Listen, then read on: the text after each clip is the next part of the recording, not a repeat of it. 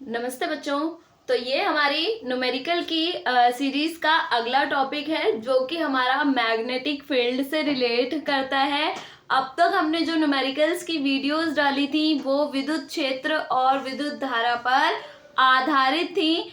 अब जो हमारे न्यूमेरिकल्स स्टार्ट होंगे इस वीडियो में वो हमारे गतिमान आवेश और चुंबकीय क्षेत्र पर आधारित होंगे। अर्थात हम कह सकते हैं कि हम अब मैग्नेटिक फील्ड से रिलेट न्यूमेरिकल्स को सॉल्व करने जा रहे हैं, जिसमें कि आपका लॉरेंज बल के भी आएंगे। जो न्यूमेरिकल्स हैं उसमें जो सबसे ज़्यादा प्रयोग होने वाले जो कह सकते हैं फॉर्मूले हैं उसमें लॉरेंज बल भी आपका पार्टिसिपेट करेगा। और इसके साथ साथ हमारा अगर कोई आवेशित कण किसी चुंबकीय क्षेत्र के लंबवत अगर एंटर करता है तो जो हमारा त्रिज्या है तो उस पाथ की यानी वो वृत्ताकार पथ पर गति करता है, उस अवस्था में जो पाथ की जो त्रिज्या है यानी पथ की जो त्रिज्या है वो क्या होगी, यानी त्रिज्या वाले फॉर्मूला जो हमारा होता है R बराबर mv/qb। सबसे ज्यादा न्यूमेरिकल इन्हीं से देखने को मिलते हैं या फिर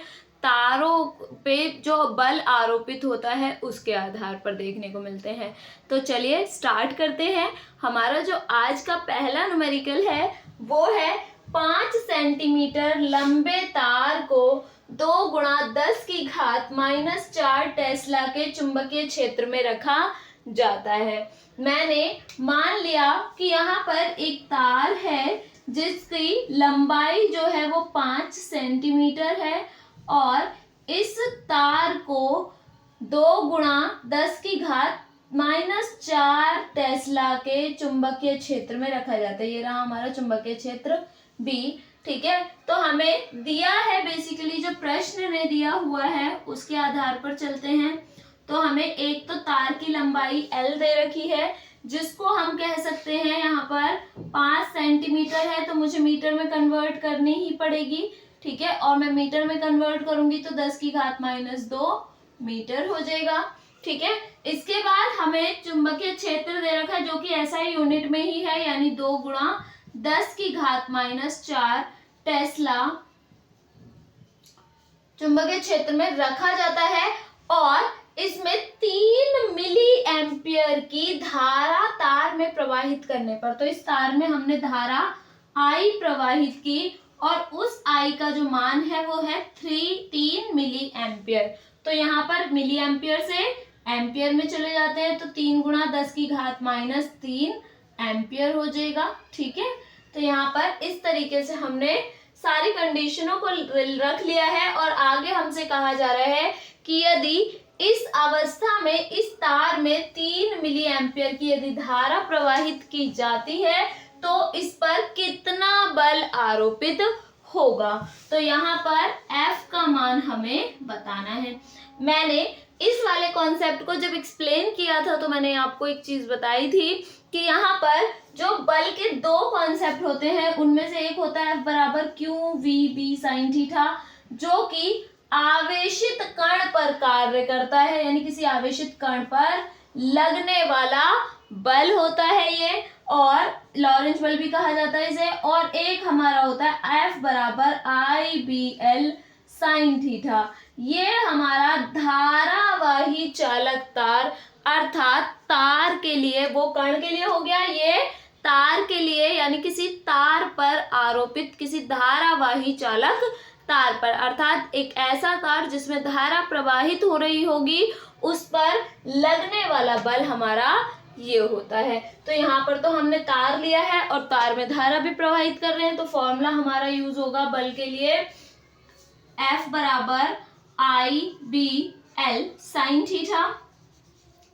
अधिकतम बल बोला है हमें, ठीक है, तो अधिकतम के लिए अधिकतम मान यदि निकालना हो, हम जानते हैं अधिकतम मान के लिए थीटा तो 90 डिग्री हो जाता है क्योंकि साइन है और साइन सबसे ज्यादा वैल्यू 90 डिग्री पर रखता है अर्थात 1। तो साइन थीटा तो क्या हो गया 1।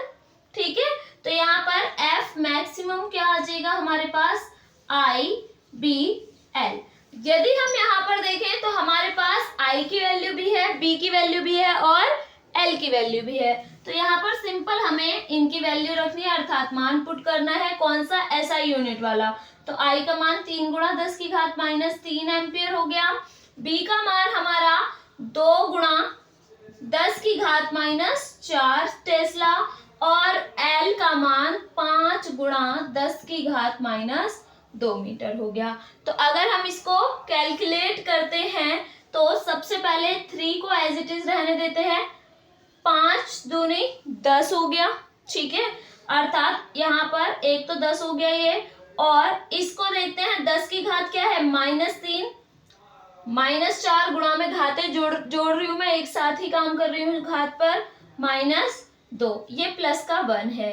तो ये हो जाएगा 3 गुणा 10 की घात 3 और 4, माइनस माइनस प्लस, 4 और 3 7, 7 और फिर माइनस का 7 और माइनस का 2, फिर से माइनस माइनस प्लस, यानी आपका माइनस का 9 आ जाएगा, और ये प्लस का 1 है। तो इसका मतलब 3 गुणा 10 की घात -8 आ जाएगा हमारा F मैक्सिमम का मान।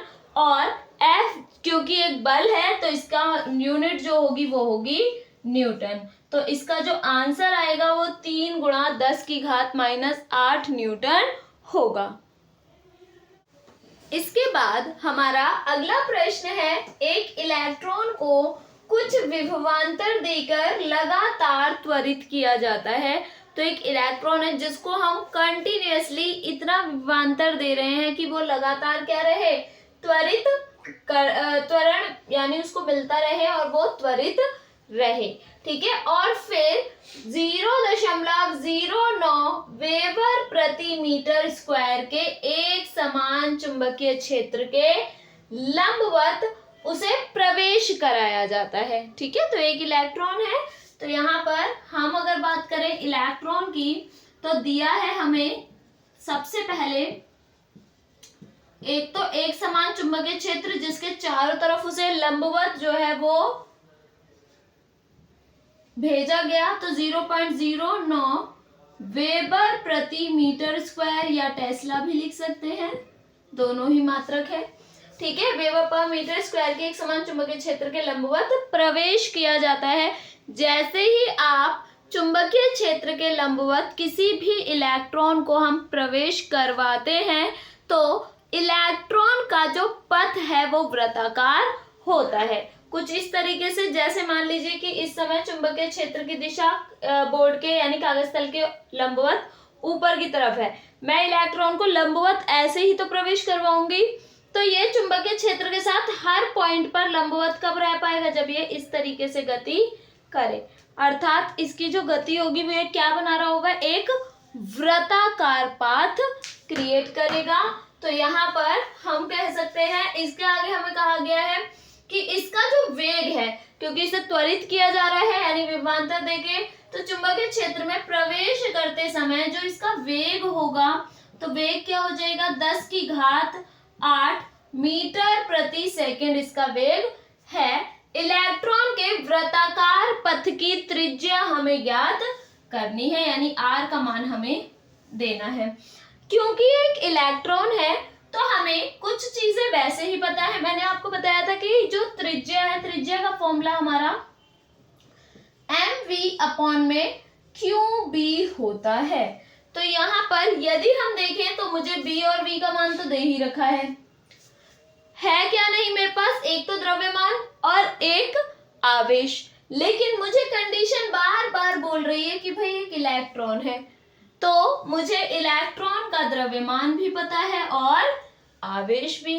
द्रव्यमान क्या होता है? me ले सकते हैं हम, यहाँ पर इलेक्ट्रॉन के लिए ले रहे हैं 9.0 ले सकते हैं आप, या 1 ले सकते हैं। मैं 0 की कंडीशन ले रही हूँ, ज्यादा इजी रहेगा सॉल्व करना, ठीक है। वैसे अक्सर न्यूमेरिकल में साइड में नीचे दिया भी जाता है, तो वहां पर भी आप देखेंगे यही मिलेगा आपको, इतने किलोग्राम, और साथ में आवेश देना है इलेक्ट्रॉन का। इलेक्ट्रॉन पर आवेश होता है 1.6 गुणा 10 की घात -19 कूलम, ठीक। अब यहाँ पर हमें पथ की त्रिज्या बतानी है, तो इलेक्ट्रॉन के पथ की त्रिज्या r बराबर mv/qb होती है। m का मान हो जाएगा, m कौन सा, e वाला, और q भी e वाला इलेक्ट्रॉन के लिए ले रहे हैं, तो m का मान क्या हो गया 9.0 गुणा 10 की घात माइनस 31 गुणा v का मान क्या हो गया 10 की घात 8 बटे q का मान 1.6 यानी 1.6 गुणा 10 की घात माइनस 19 और b का मान हमारा है 0.09। ठीक है, ये तो हमारा एसआई में ही है सारी चीजें। ठीक है, तो यहाँ पर इस तरीके से हमने इसको सॉल्व कर लेना है। अब यहाँ पर यदि मैं बात करूं पॉइंट के बाद की जीरो को, तो यहाँ पर नेग्लेक्ट कर सकते हैं, और यहाँ पर यदि हम देखें तो एक पॉइंट हटेगा और एक दो डिजिट ये है, तो 2 और 1 3 यानी 10 की घात 3 आ जाना चाहिए। ठीक है, डिवाइड में बहुत सॉरी ऊपर अंश में, और यहाँ पर ये 9 बचा है, यहाँ पर 9 से 9 कैंसिल हो गया। ठीक है, तो यहाँ पर हमारे पास बचेगा r बराबर, ऊपर तो 1 बचा तो 1/16 गुणा 10 की घात माइनस 31 और 8 और 3 प्लस के है, तो 8 और 3 कितना हो जाएगा 11 प्लस के 11 गुणा में घातें जुड़ गई और डिवाइडेड बाय यहाँ पर 10 की घात क्या है माइनस का 19। ठीक, अब हम सॉल्व जब इसे करेंगे तो किस तरीके से करेंगे, r बराबर 1/16 10 की घात 31 में से 11 जाएंगे तो कितना बच जाएगा हमारे पास, 31 में से 11 जाएगा तो 20 बचेगा, लेकिन माइनस का, क्योंकि प्लस माइनस माइनस और साइन जो बड़ा होगा उसका आएगा, तो यहाँ पर 31 बड़ा है तो यहाँ पर आ जाएगा 20 माइनस का, और डिवाइडेड बाय हमारा 10 की घात माइनस 19 चल ही रहा है। यदि हम 10 की घात माइनस 19 को ऊपर ले जाएं तो ये प्लस का 19 हो जाएगा, तो ये हो जाएगा माइनस 20 और प्लस का 19, तो यानी 1/16 गुणा 10 की घात 20 और माइनस 19, तो प्लस माइनस माइनस, यहाँ पर भी माइनस का 1 बचेगा। तो r बराबर, अगर मैं 10 की घात माइनस 1 है इसको नीचे लेकर जाती हूँ तो ये 160 हो जाएगा, और यदि हम इसको कैलकुलेट करते हैं तो ये आ जाता है हमारा 0.00625 ये आता है। और यदि हम पॉइंट को शिफ्ट करते हैं 1 2 3 प्लेस तक तो स्टैंडर्ड वैल्यू जो होगी वो होगी 6.25 इंटू 10⁻⁻3, क्योंकि हम r निकाल रहे हैं और हमने यूनिट सारी की सारी ऐसा यूनिट में लिया है तो इसका आंसर किस में होगा, मीटर में, तो ये हमारी त्रिज्या होगी। इसके बाद हमारा जो अगला क्वेश्चन है वो है 60 सेंटीमीटर लंबा और 10 ग्राम द्रव्यमान का एक तार 0.4 वेबर प्रति मीटर स्क्वायर के चुंबकीय क्षेत्र में लचीले तारों द्वारा लटकाया गया है। हम ये कह सकते हैं कि यहाँ पर एक मैग्नेटिक फील्ड है जिसमें हमने तार को क्या कर दिया, लटका दिया। एक ऐसा तार जिसकी लंबाई 60 सेंटीमीटर तथा उसका जो द्रव्यमान है वो 10 ग्राम है। ठीक है, और उसको जब लटकाया गया तो उस समय में हम लटकाने वाला जो तार है उसके तनाव को हम समाप्त करना चाहते हैं। यदि हम किसी तार को इस तरीके से लटकाते हैं तो हम जानते हैं इस अवस्था में यदि तार अगर सक्सेसफुली लटका हुआ है, इसका अर्थ है कि इस पर 2 बल कार्य कर रहे होंगे, एक mg नीचे की तरफ और एक प्रतिक्रिया ऊपर की तरफ। अब अगर हम कह रहे हैं कि तनाव हम खत्म करना चाहते हैं, इसका अर्थ क्या है कि जो हमारे इस अवस्था में जो तार है उस पर जो लगने वाला बल है वो इसके वेट अर्थात mg के बराबर होना अनिवार्य है। तो तार में तभी जाकर तनाव जो है वो समाप्त होगा। तो यहाँ पर हमने लटके हुए जो तार है उसके तनाव को समाप्त करने के लिए हम कितनी धारा उसमें प्रवाहित करें उस धारा का मान भी निकालना है। और इसके साथ साथ मैंने आपको कंडीशन बता ही दी कि यदि हम तनाव समाप्त करना चाहते हैं तो हमें सर्वप्रथम तार के mg को बैलेंस करना होगा। ठीक है, यहाँ पर हमें दिया हुआ है गुरुत्वीय त्वरण स्मॉल g का मान दे रखा है 9.8 गुणा 8 मीटर प्रति सेकेंड स्क्वायर। तो यहाँ पर सबसे पहले चेक कर लेते हैं हमें प्रश्न ने दिया क्या क्या है। एक तो हमें तार की लंबाई दे रखी है यानी L का मान दे रखा है 60 सेंटीमीटर, मीटर में कन्वर्ट करेंगे तो 60 गुणा 10 की घात -2 मीटर होता है। ठीक, इसके बाद हमें ग्राम में दे रखा है। ठीक है, तो यहाँ पर m द्रव्यमान दे रखा है तार का जो कि 10 ग्राम है। ठीक है, तो ग्राम से किलोग्राम में जब जाएंगे तो हम क्या कर लेंगे, 1000 से डिवाइड करते हैं यानी 10 की घात -3 हो जाएगा, ये किलोग्राम में बदल दिया। ठीक, अब यहाँ पर हमें I का मान निकालना है। ठीक, अब हम जानते हैं धारावाही चालक तार पर लगने वाला बल। तो धारावाही चालक तार पर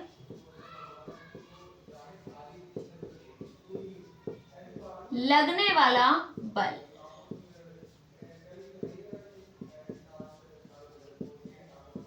जो बल है वो होता है F बराबर IBL साइन थीटा, लेकिन यहाँ थीटा नहीं दे रखा तो हम साइन थीटा को 1 कंसीडर कर लेते हैं। यहाँ हम जानते हैं कि F क्या होगा, F बराबर जो हमारे पास उसके वेट जो होगा वो भी F होगा, F बराबर mg, यही कह सकते हैं। तो यानी मैं F की जगह पर क्या पुट कर सकती हूँ, mg, तो mg बराबर IBL, तब ये जाकर बैलेंस की कंडीशन में आएगा। निकालना क्या है, धारा I, तो BL को डिवाइड में ले जाएं तो mg पहले से ही मौजूद है, BL को लेके डिवाइड में आ गया मल्टीप्लाई से। तो यहाँ पर अब हम देखें तो m का मान हमें पता है, g का मान भी हमें दे रखा है, b का मान हमें यहाँ पर ये दे रखा। ठीक है, मैंने यहाँ मेंशन नहीं किया था, यहाँ पे लिख लेते हैं b का मान 0.4 वेबर प्रति मीटर स्क्वायर, यानी b का मान भी मुझे गिवन है और L का मान तो मुझे दे ही रखा है।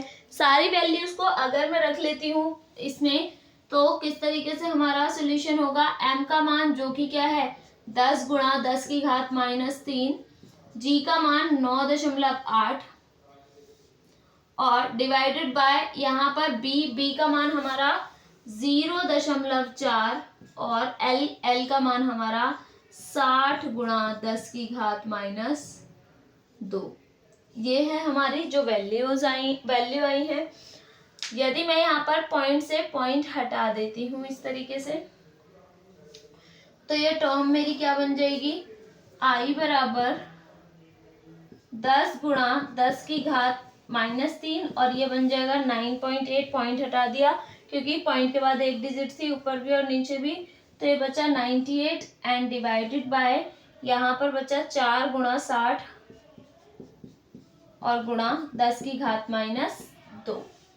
ठीक, अब हम सॉल्व करेंगे कैसे, पहले 2 से 2 2 जा 4, 2 5 जा 10, 2 1 जा 2 और 2 4 जा 8, 1 बचेगा, 9 में से 8 गया, 1 और 8 18, 2 9 जा 18। ठीक है, और यहाँ पर तो हमारी ये टर्म क्लियर हो गई। अब यहाँ पर 5, तो 5 1 जा 5, 5 1 जा 5, 6 में से 5 जाएगा, 1 बचेगा, 1 और 0 10 बन जाएगा मिलकर, तो 5 2 जा 10, तो ये हमारा हो गया 12। अब हम देख लेते हैं हमारे पास कंडीशन में क्या क्या बचा। यहाँ तो 1 हो गया, यहाँ केवल 49 बचा है, डिवाइडेड बाय 12 बचा है, और बचा है यहाँ पर ऊपर 10 की घात -3 और नीचे बचा है 10 की घात -2। 10 की घात -2 को ऊपर लेकर जाएंगे तो ये प्लस का हो जाएगा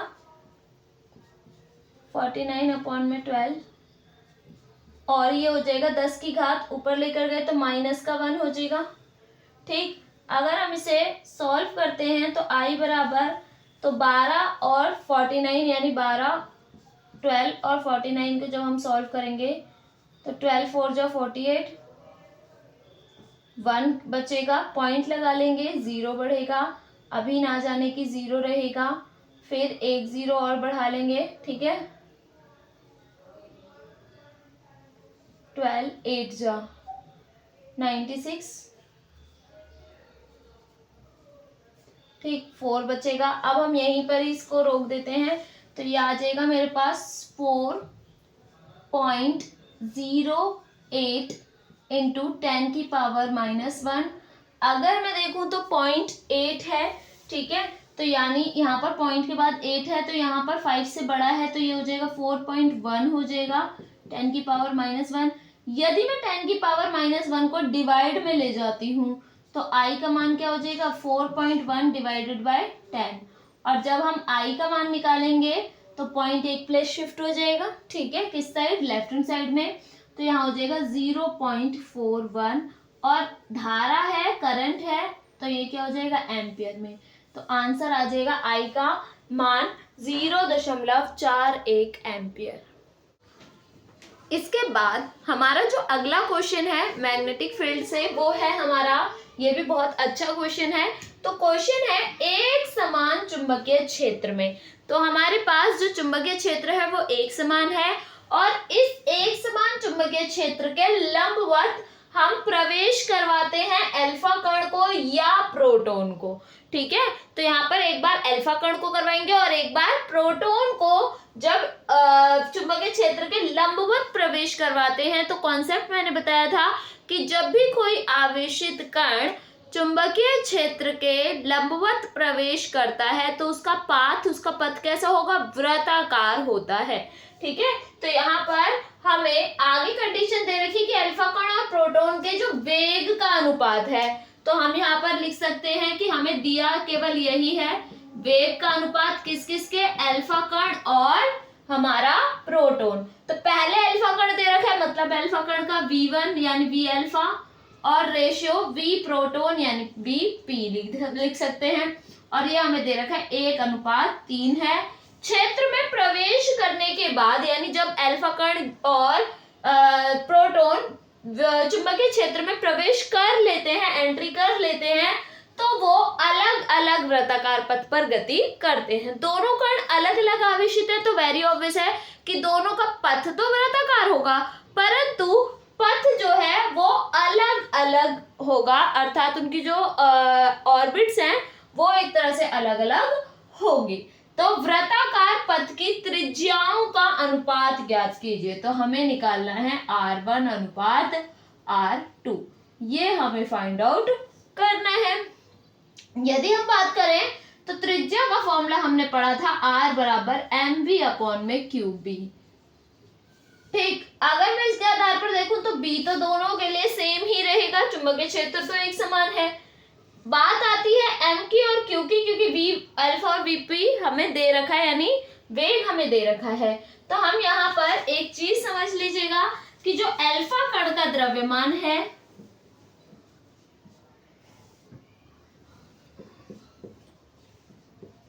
द्रव्यमान प्रोटॉन से या प्रोटॉन के द्रव्यमान से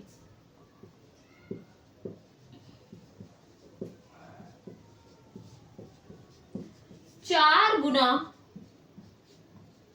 तथा आवेश भी, हम अल्फा कण की बात कर रहे हैं, आवेश भी 2 गुना होता है, क्योंकि अगर मैं बात करूं अल्फा कण की, तो अल्फा कण हीलियम का नाभिक होता है, तो 2He4, तो यहाँ पर, और प्रोटॉन हमारा 1H1 होता है। तो आप देख सकते हैं कि आवेश यानी इलेक्ट्रॉन, अगर मैं आवेश की बात करूं तो ये 2 गुना है, और परमाणु भार इसका 4 गुना होता है, तो यानी द्रव्यमान, ये परमाणु द्रव्यमान को रिप्रेजेंट कर रहा है। तो यहाँ पर इस तरीके से हम इसका कॉम्बिनेशन समझ सकते हैं कि जो अल्फा कण है उसका आवेश प्रोटॉन के आवेश का 2 गुना और द्रव्यमान प्रोटॉन के द्रव्यमान का 4 गुना होता है। यहाँ तक क्लियर? तो यहाँ पर हम लिख सकते हैं कि यदि mp यानी प्रोटॉन का द्रव्यमान मैं m ले लेती हूँ, तो अल्फा का द्रव्यमान आ जाएगा 4m, ठीक है, 4 गुना, ठीक है, प्रोटॉन से। ऐसी आवेश को हम ले सकते हैं qp बराबर, अगर q है तो q अल्फा हमारा क्या हो जाएगा 2 गुना, यानी 2q हो जाएगा। अब इसे ही हमें इस फॉर्मूले में पुट करना होगा, तो पहली स्थिति में यानी अल्फा कण के लिए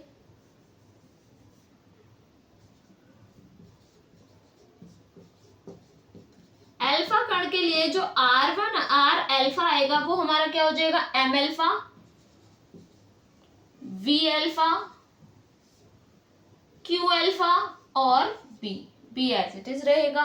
मैं वैल्यू रख लेती हूँ। M अल्फा का मान क्या आ गया हमारे पास 4M और V अल्फा का मान हमारे पास क्या आ जाएगा जो हमें दे रखा है। ठीक है, तो या इसे अभी हम ऐसे ही रखते हैं, चलिए इसको इक्वेशन 1 कंसीडर कर लीजिएगा। ऐसे ही प्रोटॉन के लिए, तो प्रोटॉन के लिए जो Rp हो जाएगा वो क्या हो जाएगा MpVp अपॉन में QpB। ठीक, ये हमारी इक्वेशन 2 हो जाएगी। हमने प्रोटॉन और अल्फा कण की दो अलग अलग कंडीशंस एज्यूम कर ली। अब आपको अगले स्टेप में क्या करना है, इन दोनों समीकरणों को डिवाइड करना है। ठीक है, तुलना करनी होगी क्योंकि हमें अनुपात निकालना है, तो अनुपात तो हम तुलना करके ही निकालेंगे। ठीक है, तो यहाँ पर हमें इनके वृत्ताकार पद की, तो मैं यहाँ पर R अल्फा और R प्रोटॉन ही ले लेती हूँ। ठीक है, तो मुझे अल्फा ऊपर चाहिए तो समीकरण 1 और डिवाइडेड बाय 2 कर लेंगे। समीकरण 1 R अल्फा अपॉन में Rp। R अल्फा का मान क्या है M alpha V alpha upon में Q alpha B divided by Rp का मान क्या है MP VP अपॉन में QP और B से B पहले कैंसिल। 4 टर्म को फर्स्ट टर्म के पास पहुंचा देते हैं, फिर उसके बाद वैल्यू पुट करेंगे तो ये आ जाएगा R अल्फा अपॉन में RP। आप वैल्यू भी पुट कर सकते हैं, पहले ऐसा नहीं है। QP मैंने इधर पहुंचा दिया तो ये हो जाएगा M अल्फा V अल्फा और QP डिवाइडेड बाय, ये वाली टर्म इसके पास चली जाएगी तो यहाँ पर है हमारे पास Q अल्फा, तो Q के नीचे मैं Q अल्फा लिख रही हूँ, यहाँ पर MP और VP ये आ जाएगा। ठीक, अगर मैं यहाँ पर M अल्फा की बात करूं तो वो आया 4M V अल्फा, तो ये हमारा V अल्फा अपॉन में VP ही तो दे रखा है 1/3, तो V अल्फा हमारे पास 1। QP हमारी अगर बात की जाए तो QP है हमारे पास Q डिवाइडेड बाय MP की वैल्यू है M, VP की वैल्यू 3 और यहाँ पर नेक्स्ट आपका Q अल्फा, तो Q अल्फा हमारे पास क्या आ जाएगा 2Q। जो कैंसिल हो रही है टर्म्स उन्हें कैंसिल कर लेते हैं, तो यहाँ पर आ जाएगा ये 4 1 जा 4 और 3 2 जा 6, 2 2 जा 4, 2 3 जा 6, तो यहाँ पर R अल्फा अपॉन में R प्रोटॉन का जो रेशियो आएगा वो आ जाएगा R अल्फा और R प्रोटॉन बराबर 2:3। इस तरीके से हमारी त्रिज्याओं का अनुपात देखने को मिलेगा इस प्रश्न के अंदर। आई होप समझ में आ गया होगा। अब हमारा अगला जो प्रश्न है वो एनसीईआरटी का ही है, ऑफिशियल एनसीईआरटी का क्वेश्चन है। क्वेश्चन है 200 ग्राम द्रव्यमान तथा 1.5 मीटर लंबाई का कोई सीधे तार से 2 एम्पियर की विद्युत धारा प्रवाहित हो रही है। तो हम कह सकते हैं कि ये हमारे पास एक तार है जिसकी लंबाई हमें 1.5 मीटर दे रखी है और इसे इसका जो द्रव्यमान है यानी m हमें दे रखा है 200 ग्राम। ठीक, इस तरीके से हम कह सकते हैं और इसमें मतलब इसमें जो करंट पास हो रहा है उसको हम कह सकते हैं कि वो कितना है 2 एम्पियर की विद्युत धारा प्रवाहित हो रही है। यह किसी एक समान क्षैतिज चुंबकीय क्षेत्र में रखा है। तो हम ये कह सकते हैं जो हमारा जो छड़ है या फिर हमारे पास जो इतने लंबाई का जो तार है, ये तार किसी क्षैतिज चुंबकीय क्षेत्र के अंतर्गत रखा है, यानी बी के द्वारा वायु के बीच में निलंबित है, यानी लटका हुआ है, एक तरह से कह सकते हैं। तो चुंबकीय क्षेत्र का परिमाण हमें ज्ञात करना है, यानी ये मैग्नेटिक फील्ड ज्ञात करना है। अगर ये निलंबित है आसानी से, इसका मतलब इसका भार mg जो है वो इसे नीचे की तरफ से बैलेंस करने का काम कर रहा होगा। तो पहले हम लिख लेते हैं हमें दिया क्या क्या है। प्रश्न के अनुसार हमें दिया है एक तो लंबाई 1.5 मीटर, द्रव्यमान हमें दे रखा है 200 ग्राम, ग्राम से मैं किलोग्राम में जाऊंगी तो 200 गुणा 10⁻³ किलोग्राम लिया जाएगा।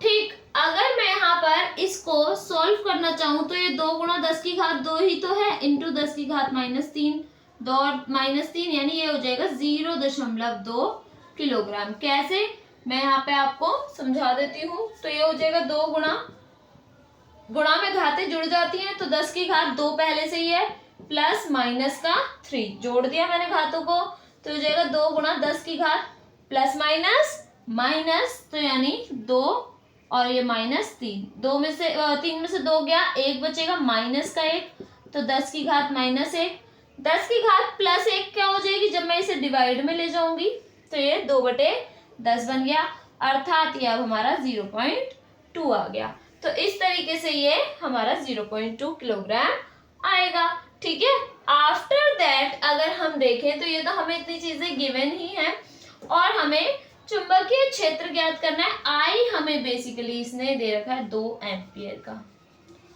ठीक, अगर हम बात करें इस वाले कॉन्सेप्ट में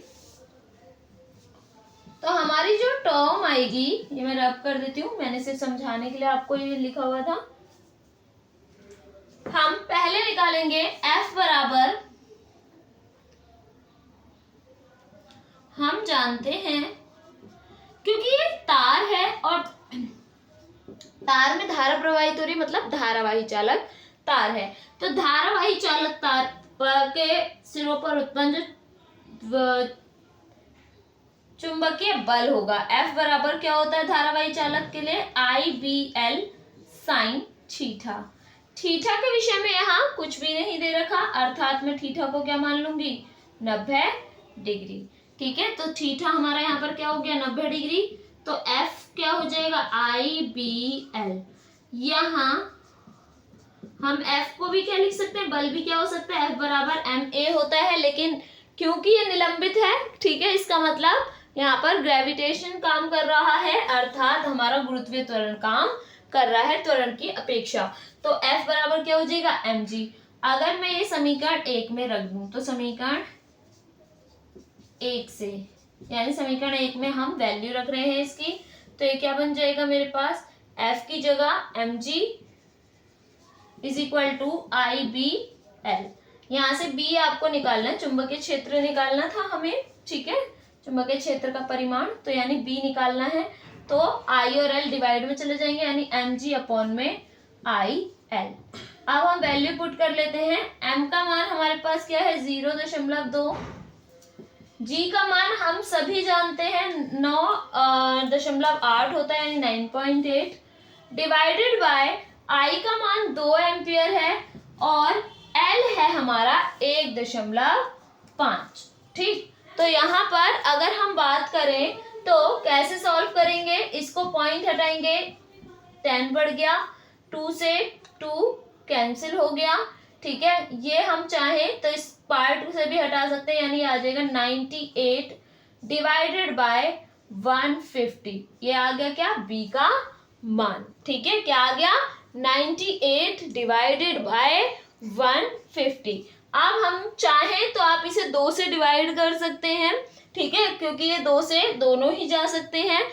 एक 75 टाइम्स में जाएगा, 2 7 14 और 2 पंजे 10, 2 चौक 8 और 2 निम 18, यानी 49 डिवाइडेड बाय 75। तो ये आ जाएगा मेरे पास 0.65 के लमसम में। ठीक है, इतने अप्रोक्सीमेट आएगा जब आप सॉल्व करेंगे। तो यहाँ पर B का मान है, यानी चुंबकीय क्षेत्र है, तो मात्रक होगा इसका टेस्ला। ठीक, आप इसका मात्रक टेस्ला लिख सकते हैं, वेबर पर मीटर स्क्वायर भी लिख सकते हैं। इस तरीके से इसका चुंबकीय क्षेत्र जो है वो आ जाएगा।